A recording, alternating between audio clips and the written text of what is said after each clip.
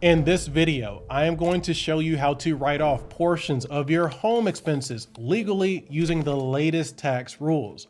I'm talking about writing off portions of your mortgage, your rent, utilities, property taxes, and even things like your Wi-Fi and any maintenance or repairs of your property. Whether you rent or own your home, there are several provisions in the tax code that may allow you to write off these types of expenses and reduce your taxes. So today, I'm going to walk you through them as a licensed CPA that tax plans every day at mycpacoach.com. So let's jump right in.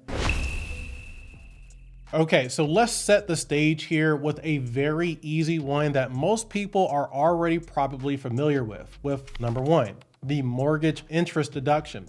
So if you take the itemized deduction on your taxes, the tax law allows you to write off 100% of your mortgage interest on up to $750,000 of mortgage debt on your primary or secondary home. For example, if you make $30,000 of mortgage payments and half of those payments are going towards interest expense, then you would be able to deduct $15,000 of that interest expense on your taxes. If you have a HELOC or home equity loan interest, then this deduction can also be applied to home equity loan interest if the proceeds were used to buy, build, or improve your home.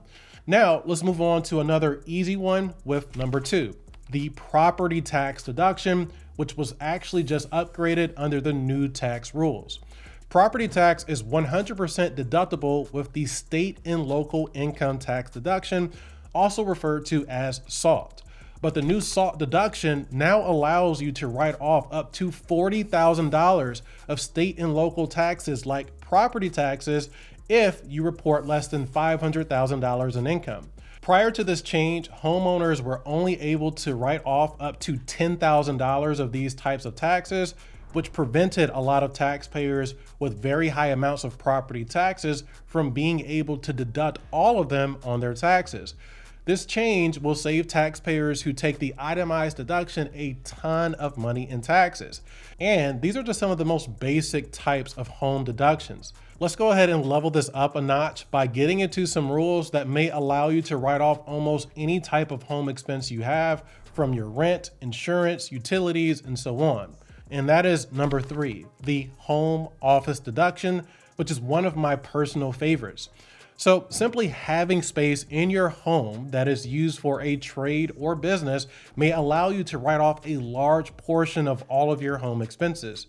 The IRS is very clear that the business usage of a home is tax deductible when you use part of the home exclusively on a regular basis. Even if you're doing administrative activities for your business at your home, you may still qualify for this according to court law. For example, in the Solomon versus Commissioner tax court case, a doctor who routinely saw patients at hospitals was able to qualify for the home office deduction because he used his home exclusively for administrative work like billing, record keeping, and correspondence. So in very simple terms, if you have a trade or business and you have space in your home where you exclusively work on that trade or business on a regular basis, then you may qualify for this deduction. And if you qualify, you may be able to write off a portion of almost all of your home expenses, like your rent or mortgage interest if you own a home, property taxes you pay, homeowners or renters insurance, and any utilities you have, like electricity, gas, water, and yes, even your internet, plus home repairs and maintenance fees you pay to contractors. And you can even write off the depreciation of your home, which is a non-cash expense that the IRS allows you to deduct on your taxes. Now, the portion you are able to write off will greatly depend on the business use allocation of your home. For example, if 10% of your home is exclusively used for your business and you have $50,000 of home expenses, you may be able to deduct $5,000 on your taxes. And if your business uses more space in your home, like let's say it was 20%, then your deduction will increase accordingly. The same is true if you have more home expenses If your total home expenses increases, then so will your home office deduction and vice versa. So if you qualify, a percentage of all of your expenses you incur to maintain and keep the entire home up and running may qualify. And also any direct business expenses you incur to set up or maintain the home office itself are also 100% deductible. Just comment home office below for an in-depth video guide on this. But in my world as a CPA, this is still a pretty basic deduction. So let's level this up another notch with number 4, the Augusta Rule.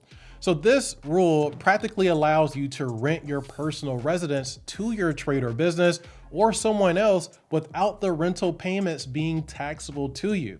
And people love setting up these types of arrangements through a trade or business because they receive 2 tax benefits. First, the rental payments will be tax deductible for the business, so you save money there. And the person receiving those payments would essentially be receiving tax-free income because it would be exempt under IRS rules. So what exactly is going on here? Well, the IRS has a special exception for what they call minimal rental use. And basically, if you rent a dwelling unit for less than 15 days, they say that you don't have to report any of the rental income. So for example, if I have a home and rent it to anyone, what they pay to me is not taxable as income if they rented my property for 14 days or less. That is the premise here. And when you have a business, which is allowed to deduct rental fees they incur to rent any property, you're basically able to set up this arrangement here that creates a deduction for the business for deducting rent without the recipient paying tax on the income they receive due to this IRS exception. For example, let's say that based on where I live, a fair daily rental rate for my property is $1,000 per day. And I rent my home to my business 14 times throughout the year, maybe to do board meetings, train employees, host networking events or parties, or whatever the case may be. It just has to have a business purpose. Well, the business would have paid me $14,000 throughout the year, which is tax deductible for them. And the $14,000 I receive would not be taxable as income to me due to this special provision under Section 280A. Now, this entire arrangement has to be legit, and there are several rules you would need to follow to be compliant. Your rental fees have to be fair and reasonable. You need proper documentation. And ultimately, there needs to be an actual event or events happening at your residence. For an in-depth guide on this, just comment Augusta. But for now, let's go ahead and move on into a more advanced strategy to write off home expenses. And that is number 5, company provided housing. So when we look at everything we covered so far, one thing stands out.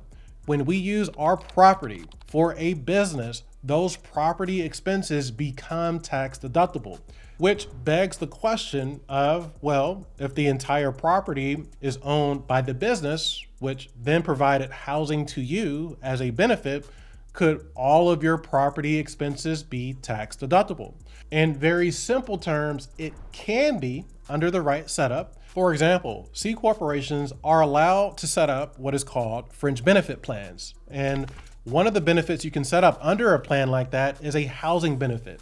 And those benefits that shareholders or employees receive can even be exempt from taxes if they meet specific IRS requirements. So on one hand, the C Corp owns the property and deducts all of the property expenses plus depreciation, which can be huge. And on the other hand, the recipients of this tax benefit can exclude the value of this on their taxes if they meet specific IRS requirements. But if it does not meet those requirements, the fair market value of that housing benefit would be taxable as wages to the individuals receiving that benefit, which can result in higher taxes for them. So you have to be extremely careful here. Not only that, but also keep in mind that you'd lose a number of individual housing tax benefits if you were to pursue something like this, like the Section 121 exclusion that allows individuals to exclude up to $500,000 of their capital gains when they sell their primary residence. and the itemized deductions that we discussed at the beginning of this video.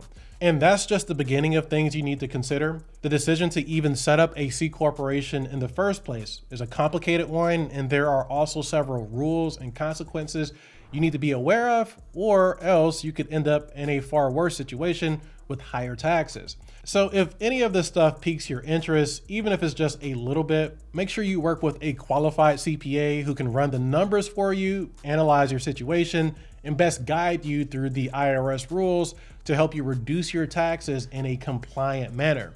And if you need one, just apply to work with my team today at mycpacoach.com.